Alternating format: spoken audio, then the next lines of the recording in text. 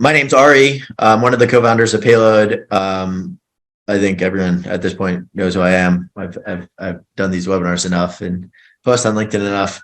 So I'll turn it over to Jacqueline, who can just give her background, and then we'll just sort of give an update on what this webinar is about. But first, turn it over to Jacqueline, and she can talk about what she does at Payload and her background. Yeah, hello everyone. So I'm Jacqueline Feldscher. I'm the managing editor of Payload, which means I oversee the whole editorial operation, our suite of 3 different newsletters, as well as the podcast. And I have a hand in some of the events coverage, who we're going to have as guests and what kind of topics we're going to cover for our editorial event series. I've been with the company since October and have been managing editor since March. So really excited to do this webinar and sort of share a little bit more about what Payload is and what Payload is looking for.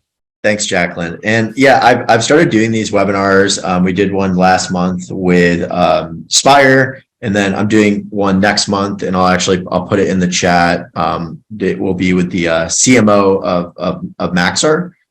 So I'm trying to do this once a month, and it's really to shed, and I just put that if anyone wants to register, and it's really to shed light on the marketing side of the space industry. I felt that there's not a lot of thought leadership that goes into it in terms of, hey, how do I talk about what my company's doing, and how do I get our name out there and things like that. So that's sort of the point of these, and this conversation I wanted to have because a lot of people ask us how we can get, how their company can get into Payload, and, how people can just in general get PR and news, how to do press releases, earn media. So I thought who better to have this conversation with than Jacqueline. And I wanted to start, and I'll turn it over to Jacqueline, but Payload is not a pay-to-play publication. This is the biggest problem we have. So editorial is separate from business. So everything that you see in Payload that is not an ad is free. We don't charge anyone for it. There's no cost. There's nothing like that. And that's a huge thing that we always talk about, and we will never charge people for editorial.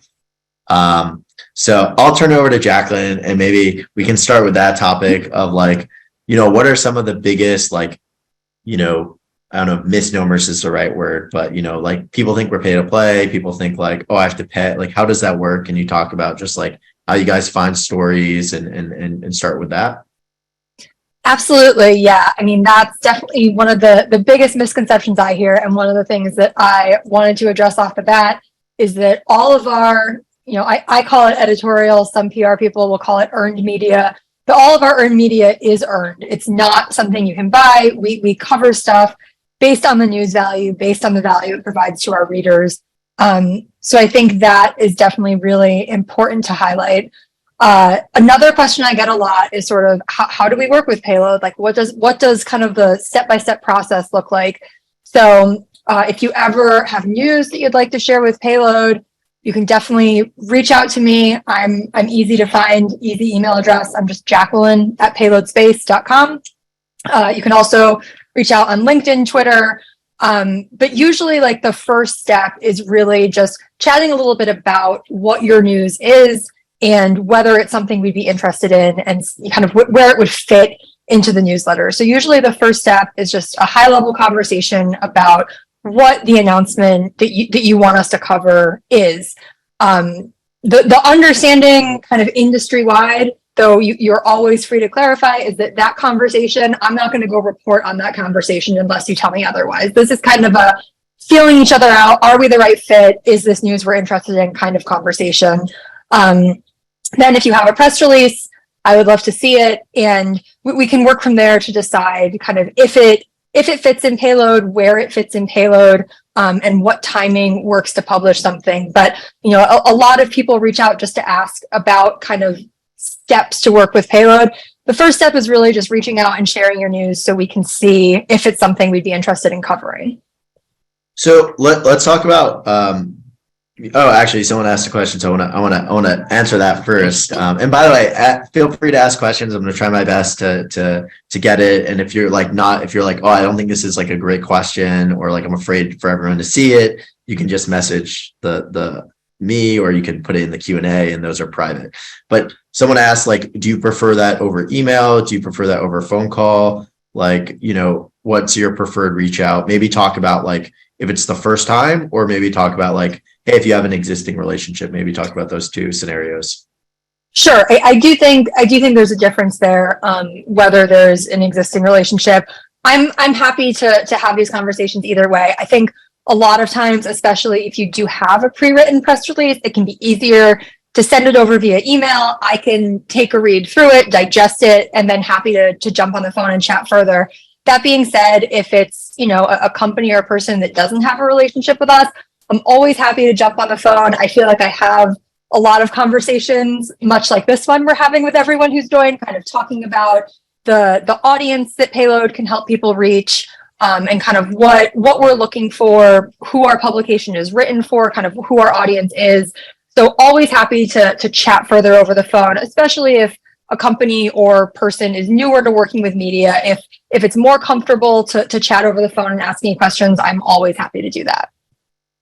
And a few more questions from the chat that I actually was going to get to, so I'll try to bundle them together. But like, what is your preferred way for people to like share this news from like hey, we announced this, we're putting out a press release, then sending it to you? Do you want exclusives? Do you want it under embargo? I think maybe also explaining to people, because a lot of people come to us, and like I even hear this of like, hey, I'm thinking about putting it into PR Newswire or Payload. We're like, those don't compete with each other. Like, that makes no sense. Like, they talk about like the role of like the purpose of a press release, like when something should be exclusive, when it should be under embargo, and just also talking about the lingo and terminology itself. Totally. I think starting off with like a little bit of defining each of these terms is probably the best place to make sure kind of we all understand where the conversation is going. So an embargoed news release means that, you send it to me on a Monday afternoon and say, you can publish this anytime Wednesday after 6 a.m. They are very helpful for us because they allow us to, talk with you ahead of time, take our time digesting the news, and then have it ready to push the button as soon as you say go. And in most cases, embargoed news is going to be sent out to more than one outlet, which is why sometimes you'll see stories about a funding raise. They all pop up at the same time on different outlets. Those are things that have probably been sent out under embargo. An exclusive is something that you would share just with us. So that could be either, a conversation we wanted to have, an interview with someone, unique that you're not offering to other people, or a press release that you're going to share only with us before posting it on your own site. And then I want to talk about tips as well, which is like less covered, but if you, are working at a company and there's something that you've heard off the record or something you want to share, we are also always open to having, off the record conversations like that to try to track down things that other people are hearing in the space industry. So that's like some of the lingo. We always like embargoes and even more exclusives when we can. The great thing about an exclusive is that, it gives our readers it first, which is a service that we want to offer. We want people to know that they can come to us first for news. Even if you want to, offer us something exclusively, I do think it's still helpful to start with a press release, to be able to kind of concisely say, here's our news. It's helpful for me to be able to, like I said, read and digest something and then come back to you with any questions. So I think press releases are helpful, even if it's something you're just giving to us. But, we definitely prefer getting an early look at stuff or, getting something exclusively versus covering a press release that has already been out there that people might have already seen. The news value goes down a little bit when it's something that's been published elsewhere. Another thing when you are like offering press releases, is to definitely offer interviews if you can. We always love to be able to include additional context and additional voices. So, if you have an announcement and say, would you like to set up a time to talk with, the person who worked on this program? I think that's something that can also make a story more attractive to be able to add more context beyond just a press release. And one more thing, you talked about, PR Newswire versus Payload. I think PR Newswire looks a little like a website in some ways. So I think, some people may think it's a news website, but that is a wire service, which is explicitly where press releases are posted. So I go out and look at it to try to find, stuff for us to cover and see what the industry is announcing. But most readers are not going to be looking at those sites for news. So, Payload really offers a space-focused audience that you can reach with your news, which I think is part of the benefit of, publishing with us and working with us. Yeah, and also just to add additional context to what Jacqueline's saying, it's important to know, like, most companies should be offering their news, whether under embargo or exclusive, before they issue a press release. You can write the press release, but do not post it on PR Newswire and then go to whoever, doesn't even forget even Payload, and be like, hey, will you write about this? It likely will not be written about at that point because you already announced the news. The reason why PR Newswire exists is it's mostly for public companies because they're required by law to disseminate information like at the same time, like in order to prevent insider trading. They can't offer certain exclusives to reporters because then the reporter or certain people will know about the information, which could affect the stock. If you're a private company, like rule of thumb is ask a reporter and ask the people in the publications that you're interested in to cover it before you then have to post it on PR Newswire. And also on top of that, you probably don't even need to spend money on PR Newswire. You can just ask someone, even if no one covers it, post it on your website and disseminate it through social. It's probably going to have the same exact accomplishment as posting it through PR Newswire. For majority of companies, rule of thumb is you probably do not need to be paying PR Newswire to, disseminate your information. Unless you're a public company, like it's really usually not relevant. Some other questions, and I'll try to get to everyone, is, what's like an area that like grabs, like if someone's emailing you, will you read all the, like, and not to say you're not great at responding to emails, but I know reporters, don't always get to every email. Like, should they take that as a sign that, oh, they haven't responded, they're not interested? Like, is it sometimes you miss it? Is the subject line bad? How should people be navigating that? Yeah, I mean, that's a great question. We definitely get a lot of pitches among all of our inboxes.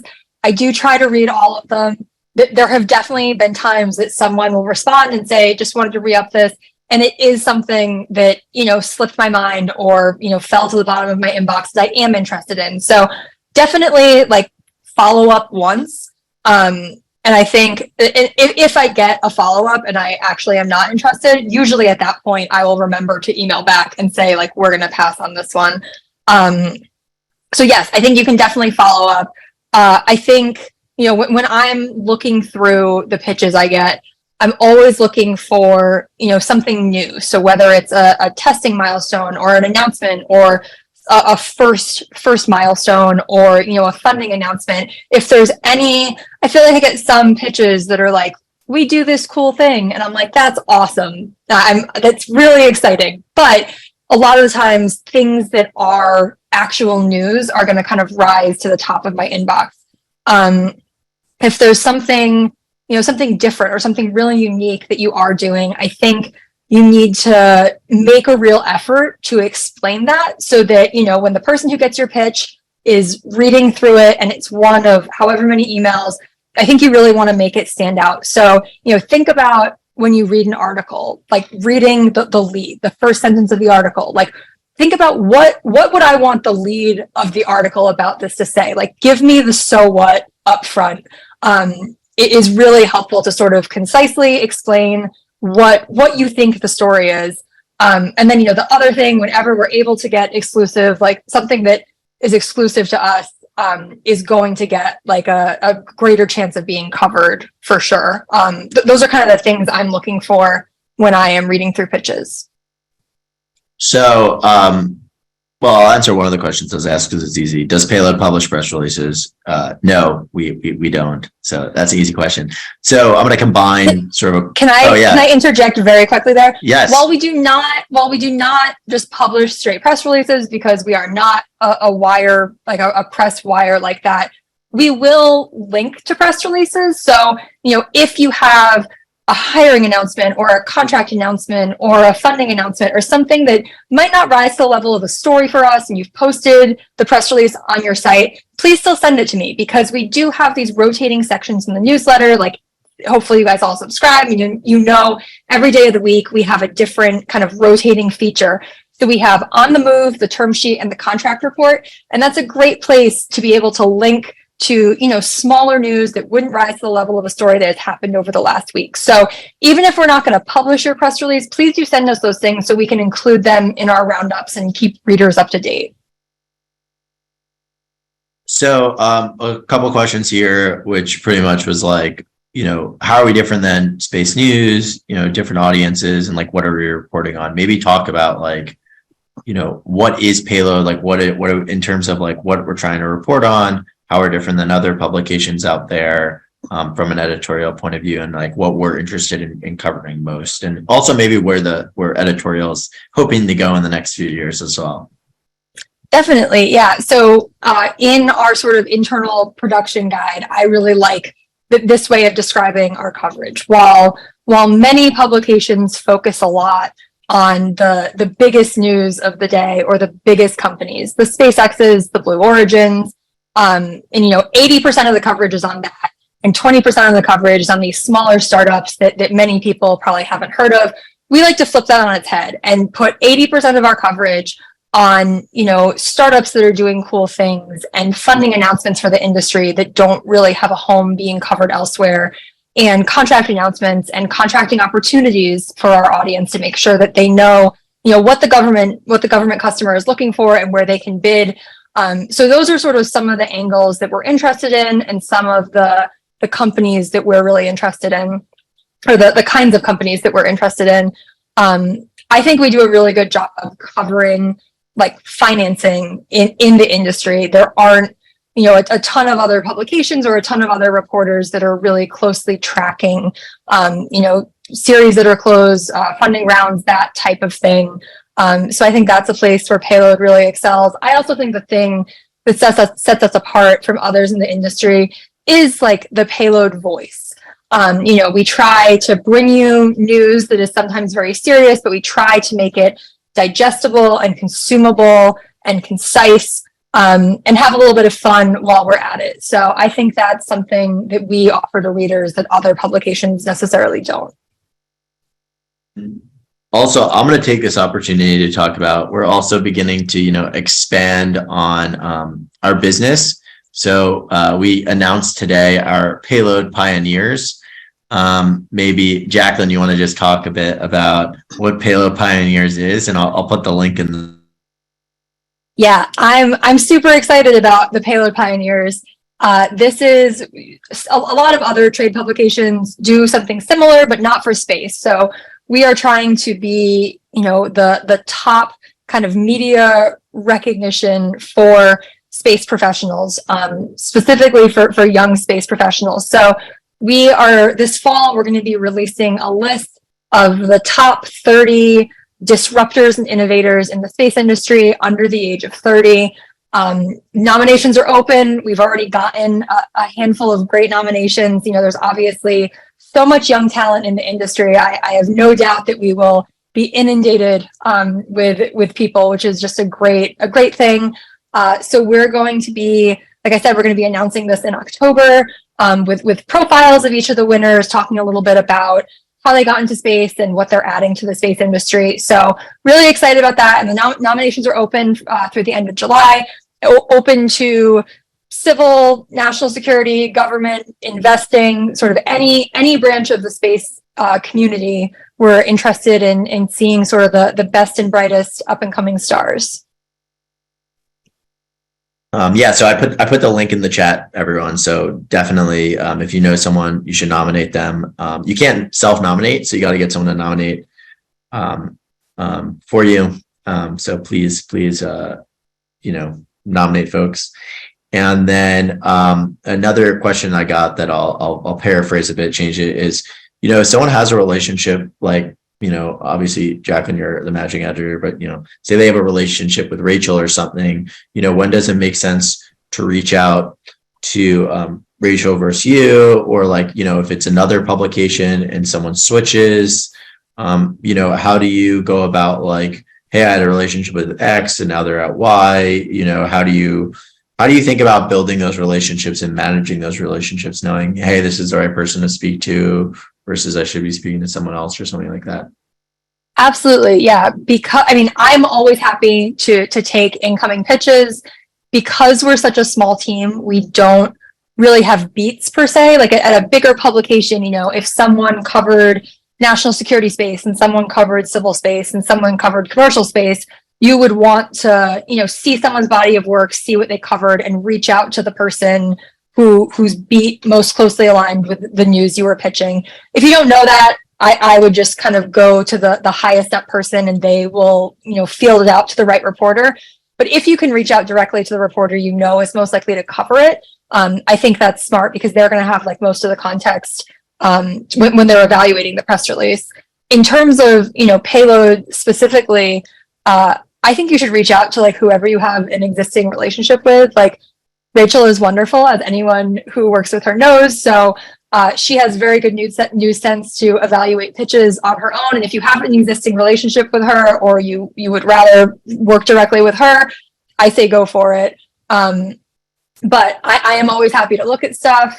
And I think, like I said, in bigger organizations that do have beats, kind of targeting something that way is probably the best way to go. Was there a second part of that question that I'm forgetting about? No, I think you answered it. I asked like, if they left, yes. if they switch jobs or something like that, like, how to manage the relationship at the publication versus like, just thinking about that. I think that's very much like kind of answered it. Yeah, I think that's very much a matter of, personal preference for, if the person would rather, build a relationship with a new reporter at a publication they're used to working with, or if they would rather, follow the person they know and have been working with. I know, like over the course of my career, I have continued working with many sources throughout different publications. So I don't think it's at all uncommon for people to continue working with the reporters they've built a rapport with when they do switch to a different job. Got it. And by the way, again, I always like to mention it. If you guys have questions, put it in the chat. If you don't feel comfortable, put it in the Q&A or ask us privately. But, maybe Jacqueline, can we talk about, I'll ask it in two prongs. What is an example of like a really good pitch where you're like here are three things that people should, guideline, like follow, like if they had like three takeaways, and then like, where are three common mistakes you see as well in terms of like, hey, you shouldn't be doing this? Because like I'm non-editorial obviously, but I even see some of the pitches and I have a PR background and go, you should definitely not be doing this. So maybe talk about three like good guidelines and three like, hey, don't do these, guidelines. Yeah. So three things that I guess like I like to see when I'm looking at a pitch. I think to just like highlight, like I said, like the so what, right? Like highlight the news up top. I think that's really helpful to not make me kind of dig and be like, what's the point of this? Some good pitches will highlight like this anniversary is coming up. This might be an interesting angle into it. That, others might not have thought of. So I think that's like maybe a good practice if you can tie it to something going on. Like there's news about the ISS and you have like you've done an experiment up there before. Like if there's a way to tie it, that's probably a bad example, but if there's a way to tie it to something that's going on in the news or going on with the anniversary, I think that's good. Another thing that I really like is to include visuals if you can. Like we publish a photo with all of our stories, and if there's a compelling visual, that's definitely like a check. That's a pro for me, rather than making me like dig through your press site to try to find a picture to upload. I think kind of making those things easily available is a good thing. The biggest pitching mistake I see is like I got a pitch for like a football player like trying to like promote the brand of psychedelic drugs, right? Like I often want to respond to people and be like, if you can explain to me how this fits into space, I will cover it, because people treat PR like a fire hose, and I think it should be way more targeted. Like reach out to the publications and the reporters that you think, send like a targeted pitch to the publications and reporters that you think will actually cover it. I think that's a better strategy for success than just blasting out this generic thing to every reporter whose email address some PR agency can find, because I get so many pitches that are just completely unrelated to space in any way. So that would be my biggest thing, is to really target your pitches. I'm trying to think of other like big mistakes I've seen in pitches. There are a lot that, you know, they get a little wordy, they get a little long. I think keeping it concise is, you know, a good way, because as I said, you know, we're getting so many of these. If you make it easy to read, that's definitely a positive. I don't know. You said you've seen a lot. Do you have any like? I can like think of some specific ones, but I don't want to call anyone out. Yeah, you know? I'm not trying to call anyone out. But I would definitely say like, don't pitch us after you've announced the news, for example. Like, you know, hey, I've announced a Series A funding and I've posted it on PR Newswire. Hey, do you want to cover it? Like ask, and I'm not saying even give us the exclusive, but like ask a bunch of the public, like put it under embargo. It's like you're killing your own company by announcing the news on PR Newswire or as a blog post and then pitching it to people. Like ask before, you know, hey, do you want to cover this? So I think like that's a big thing. And I think the other thing is like, you know, if a publication is asking, like it's free, like don't, you know, I like talk about this all the time. If a publication is asking you for money for to cover you, you don't want to be in them in the first place. It's like, it means like it's not a legitimate publication, and that like you shouldn't be focused on them anyway. I think this is like a big issue in industry. And I think it's something like we talk about a lot. I think also like I would really encourage folks, and like I was in PR. I think PR firms are really important, but I think for certain types of news, people will go out and hire a PR firm for like, hey, I'm doing a seed round. I mean, like, you can just email us like, hey, we're announcing this news. You don't need to spend $20,000 with a PR firm. Now, look, if the PR firm is like, hey, I have no clue how to do communication at all, I don't know how to write the press release, like I want to like build this as part of a bigger brand story, go and hire a PR firm. I think a lot of folks will go hire a PR firm when they themselves really need to be, like, people need to be building relationships with their reporters. If you're a CEO, if you're a founder, you need to be doing the work yourself, and you need to learn how to do it. I would almost pay a PR firm to coach you and teach you how to do that. You can't outsource this type of work, because ultimately, unless you're paying the PR firm forever, right, you're just keeping them on retainer the whole year. Now, if you're going to do that, then by all means, like, you should have a PR firm. But like, it's important that like, hey, I have some news that I can go and email Jacqueline or Rachel or whoever. So that's my yeah, Jacqueline. If I can just amend something I said kind of in that vein, I said to, you know, reach out to whoever you have an existing relationship with. The fact that Ari is saying that he gets all these pitches, don't send pitch. I mean, you can send pitches to Ari, but he's just going to forward them to me. We have a strict firewall between the business side of the company and the editorial side of the company. So even if you have an existing relationship with Ari or with Brian, like, pitch to me, don't pitch to them, because they're just going to forward it to me and they're not going to have any influence over what we cover. So I just want to make clear that, you know, there is a divide between these two sides of the company, and like any pitches that get sent to them just get forwarded straight to me. So you're welcome to cut out the middleman and come to me directly. yeah, please stop emailing me and LinkedIning me. And then when we don't cover your news, people will go like, that's actually key number one. Don't be like, Ari, why did you not write about me? I'm like, I don't know what you want me to say. I think this surprised me, people. I have never written the newsletter ever. There has literally been nothing in the newsletter ever that has been written by me. This is very important that I tell everyone, but no one believes me. I got a few questions, but I want to cover the most recent question before I get to the other two. Is so someone asked like, are pitches like the day of the news encouraged? Like, and like essentially, I think they're asking like, you know, what is timing of it? Like, and also just to caveat this, like, yes, I understand if the news is sensitive and like, you know, Russia invading Ukraine, like, yeah, there's a lot of like developing stories like that where like, yeah, it's going to be pitch day of. But like, if you have this news in advance, like you should be sending the press release in advance. You shouldn't be like, oh, we're finally going to announce it today. I'm going to go email some reporters. Like, and like, if you planned it in advance, you know, it's more likely to get covered. Now, look, if it's like, hey, our company's announcing a $250 million Series D, yeah, we're probably going to drop something and you're giving that on an exclusive. It will probably be covered. But yeah, Jacqueline, maybe you can touch on that as well.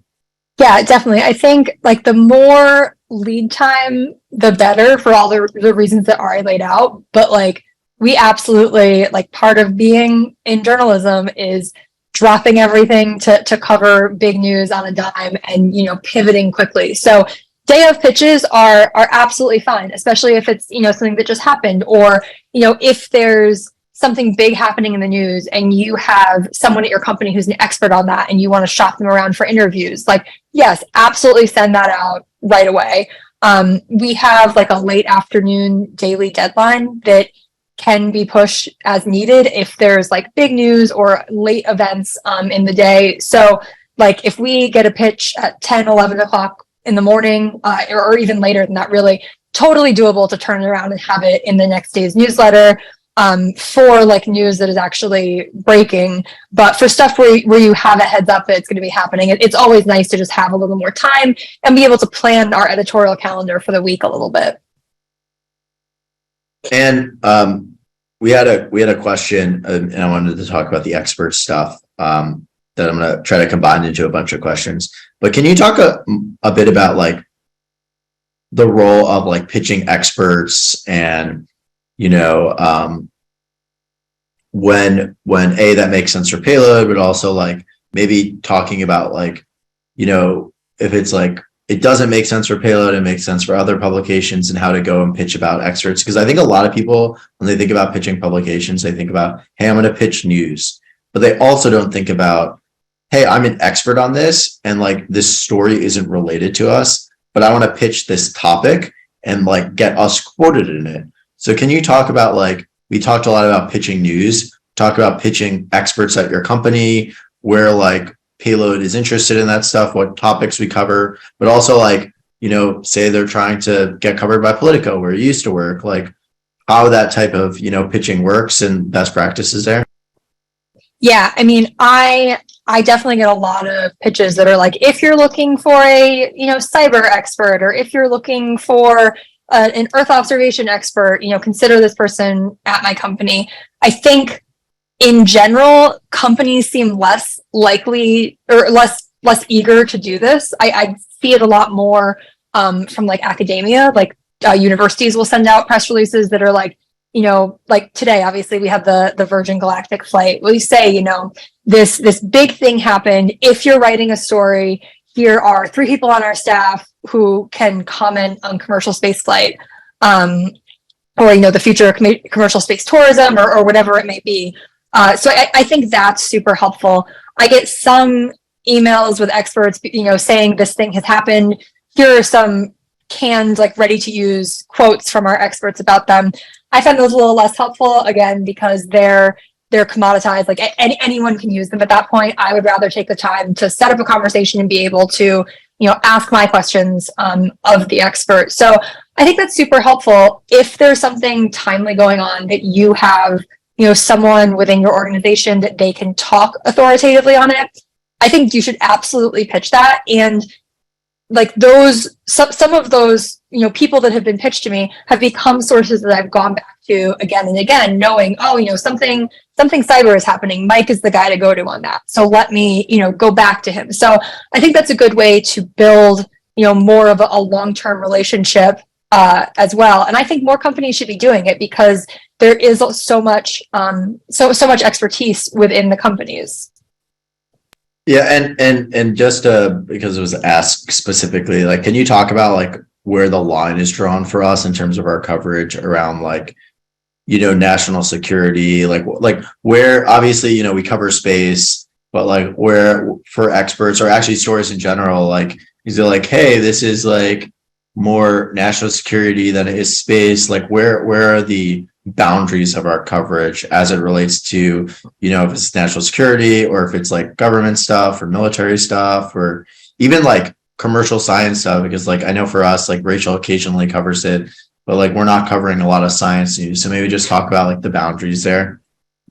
Yeah, I mean, our tagline is sort of, we cover the business and policy of space. And I think that's going to be a lot of our bread and butter. So like Ari mentioned, Rachel has a weekly space science focused newsletter. So she'll get into some of the, the universe is expanding and like gravitational waves. And she'll get into some of that there, which is obviously very interesting, but is not something you're going to see a lot in the flagship.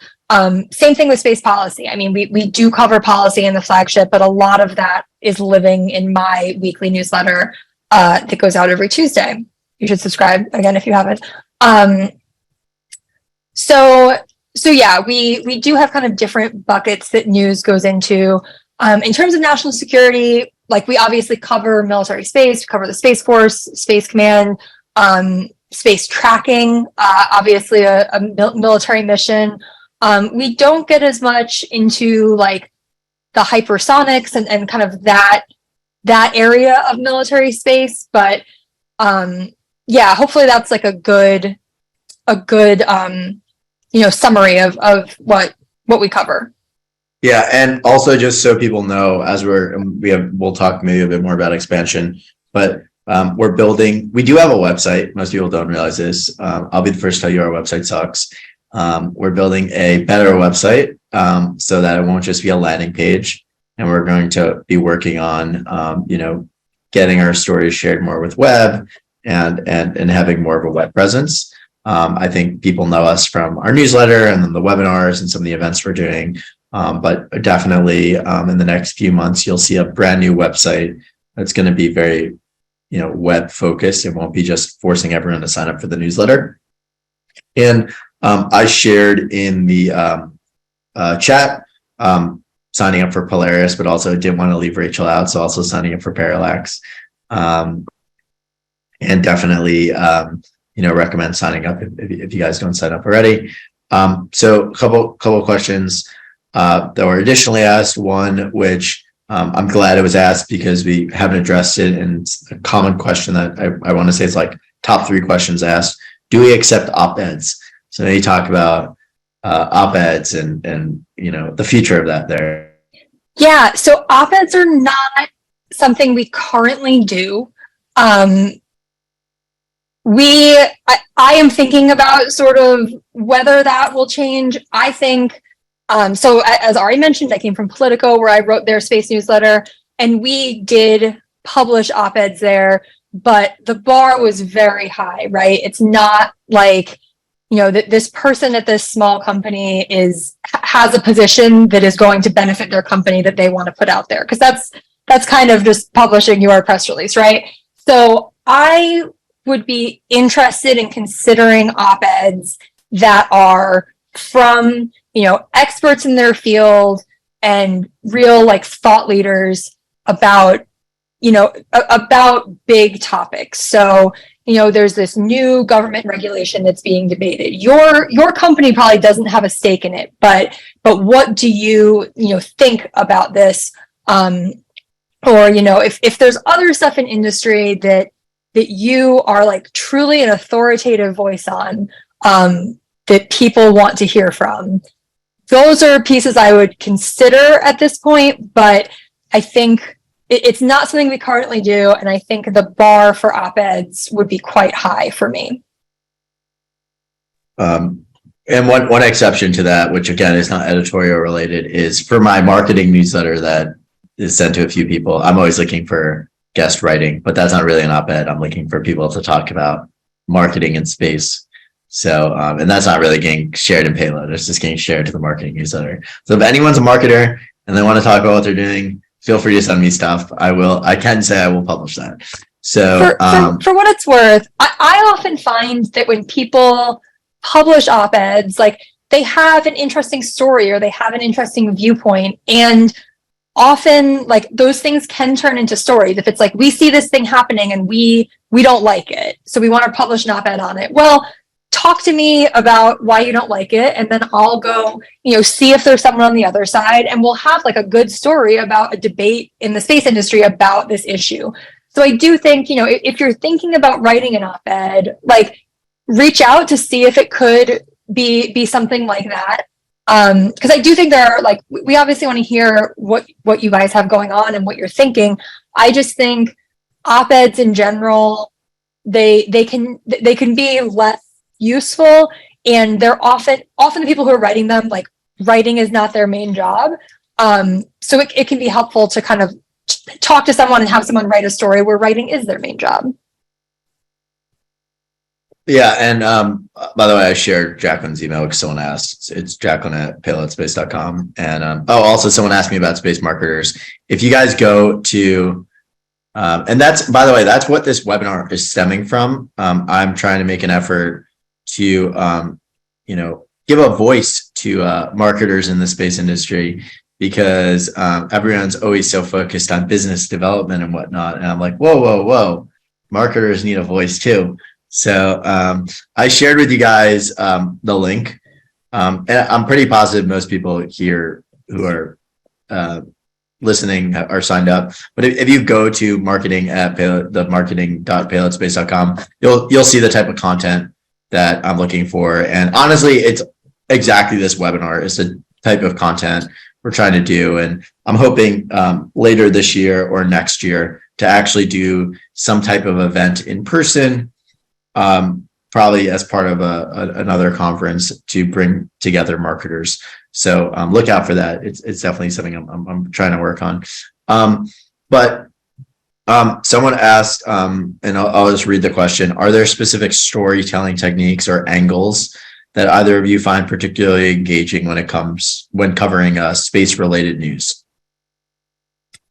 I think I'm always like a sucker for a good profile. I love being able to like humanize the industry whenever possible, and like talk to people about like what brought them into the industry, and kind of anytime there's an opportunity to talk to a person. I think that's good. I really enjoy reading profiles, and I really enjoy writing profiles. So I think that's like definitely a storytelling technique that I enjoy and I think is interesting. Yeah, and someone asked about, maybe we didn't do a great job. Can you, I guess they wanted to just know a bit more about Payload Pioneers. So maybe just share like where that comes from, what that is. I know we talked about it, but maybe we weren't totally clear on that. Sure. Yeah. So it's going to be kind of akin to like a 30 under 30 list, but specifically within the space industry. So we're really just looking for people who are, they're disruptors in the space industry, they're innovators in the industry. If you know someone in the industry who will be under 30 by the end of the year, who you think there's someone to watch in the industry who is doing something cool or doing something unique, you can go either in today's newsletter on the link that Ari shared, and you can nominate them. And we're just going to be releasing a list in the fall of 30 kind of up and coming young people in the space industry, and we'll have like short profiles on each of them. So the next question is, I know people who read us, they've seen like we've done sponsored content. Can you maybe talk about like how that differs from editorial? And again, I think really underlying the differences between the two. Yes, they're very different. So when you see a sponsored content article, that means that the sponsor has paid Payload to write an article about a topic that they pick, and they will read over the draft. They will get like final approval over the language. None of that happens on the editorial side. We don't take payment for placement of stories. We don't share drafts before they're published. We don't, we obviously talk to industry about their input and their views, but none of our sources are directly shaping like the framing or angle of our stories. So sponsored content is essentially paying for like a story length ad, whereas a story in the newsletter is something that is, developed independently without sort of input or oversight from a sponsor. And I'll share an example. Like this is like one we did with Dawn Aerospace, and it says at the top sponsored content, and then also in the newsletter, and I don't have the newsletter example, it'll say like sponsored. So we really make an effort to show that like it's sponsored content. And if you're interested in sponsored content and the media kit, you can email Brian at payloodspace.com, and he will talk to you about sort of sponsored content and advertising. And also for all those who don't know, like want to see our media kit as well, I put it in the DocSend. To be completely honest, and everyone knows this, but I always like to say like, this is for me, like my content marketing. So even though it's not sponsored content in my way, this is sponsored by Payload, these webinars, in order to, get people interested in the advertising portion of it as well. So, definitely talk to Brian about it. And that's our media kit, but don't talk to Jacqueline about it. That's the opposite. Jacqueline has nothing to do with advertising and sponsorship. So she'll just tell you to talk to Brian or me. Shared that. And just so everyone knows, like Payload, believe it or not, we're near I think 19,000 subscribers to our daily newsletter now. So I think the media kit's a bit off. So we're quite a large circulation. I don't know if anyone knew that or not, but just sharing that all with y'all. And then someone asked, is this going to be recorded? The answer is yes, it will be recorded. And all of our webinars, as well as our podcasts, if anyone goes to our YouTube page, it's YouTube, and then just type in Payload Space. I'll share the link with you guys now. You'll be able to always get our webinars, our podcasts, and typically anytime we do a webinar, the webinar will be launched within a week. So just wanted to make sure, just in case anyone didn't forget. But I know we have about 10 minutes left. So obviously, if anyone else has any additional questions, definitely let us know. But Jacqueline, maybe just talk about like more of a personal question, like any fun facts to share, or any like fun things about, like, you just had a child. Congrats. It's very, very, very cute. But any like fun things you like to do, as hobbies, or how do we, getting to know Jacqueline, we'll call this. This is a surprise. She didn't know I was going to ask that. Yeah. No, I didn't know I was going to ask that either. It's fine. I love running. I was a big runner before the aforementioned baby, and I am slowly getting back into it. I'm going to start training for a half marathon this fall that I'm pretty excited about. And we also are big baseball fans. My son is 7 months old, and he has been to 7 professional baseball games. So we are big fans of the Washington Nationals. My husband and I and our son go to a lot of games. So I went to college in Boston, and I was, followed the Red Sox when I was there. So I've been a baseball fan for a really long time.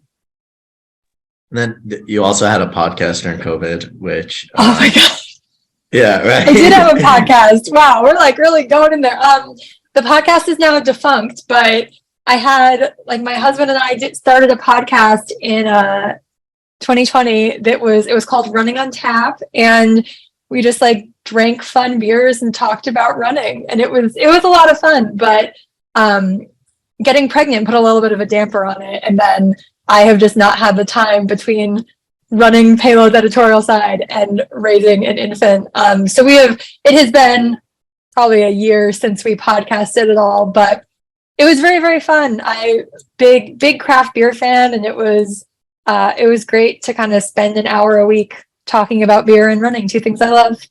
Maybe we do like a Payload Space special podcast with beer and running. I don't know. We'll have to ask Mo if we can get like a special reunion episode going.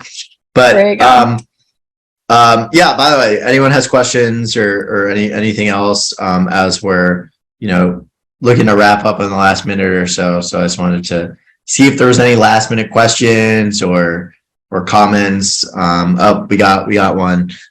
Any news on the next industry networking event? So Payload is going to be hosting a couple events. We're going to be doing an event in Long Beach in August with Velo 3D, Deloitte, and I think we're looking for one or two more sponsors. So if anyone's interested, reach out to me or Brian, and we'll be announcing that hopefully in the next few days. And then we're also hosting an event, I think DC in September, which I don't know if anyone went to Jacqueline's wonderful Space Capital event, but it will be Space Capital V2, or like we'll get Roman numerals, Space Capital 2. I don't know if we're actually doing that, but maybe we will now. And that'll be that. And then in October, November, I'm not entirely sure, we'll be doing an LA happy hour, and then we're going to be doing an institutional investor conference in New York, and that'll be in October, November. Some other quick questions that were asked were, who does Payload's marketing and graphics? So I guess I do the marketing. Mo does some of the graphics. My sister, Courtney, does some of the graphics. If you're looking for freelance people, I'm happy to do some nepotism there and introduce you to my sister. And then I think that is the end of our questions. If anyone has anything else, otherwise, yeah, really appreciate you all showing up. Next webinar is going to be with the Maxar CMO. I'll share the link again, but I know it was shared with everyone. This will be recorded. And yeah, thanks, Jacqueline, for participating. Really appreciate it. Thank you. Awesome. Have a good one, everyone.